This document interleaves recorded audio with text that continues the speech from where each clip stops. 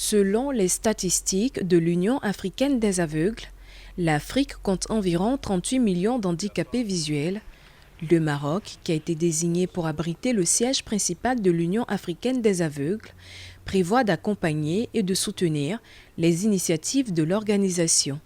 Élu à la tête de l'Union africaine des aveugles en octobre 2023, le Marocain Mohamed Essaoui, engagé depuis 1987 dans la lutte contre la stigmatisation des personnes en situation de handicap, prévoit de poursuivre les efforts de ses prédécesseurs, notamment le renforcement de la visibilité de l'organisation à l'échelle continentale et mondiale et valoriser les droits des handicapés visuels. Le premier défi, c'est comment rendre l'Union africaine visible à travers l'Afrique, non seulement pour les organisations non gouvernementales, mais par le gouvernement et par l'Union africaine, parce qu'ils doivent s'engager avec ces organisations pour qu'ils puissent travailler, rendre service aux non-voyants en Afrique.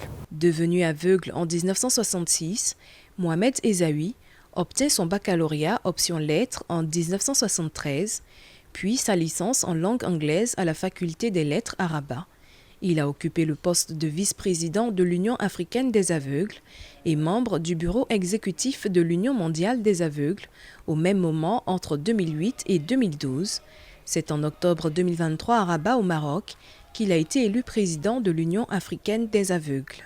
On voudrait que ces gouvernements et ces responsables tiennent en compte que nous sommes des citoyens à part entière, mais ils doivent comprendre que nous sommes en train de faire quelque chose qu'ils doivent eux-mêmes faire.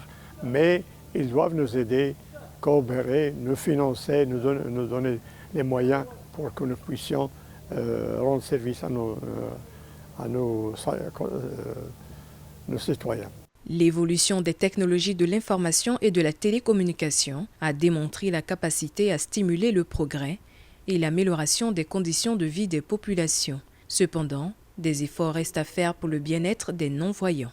On a plusieurs possibilités d'utiliser la nouvelle technologie, Google Meet, Zoom, WhatsApp, ainsi de suite.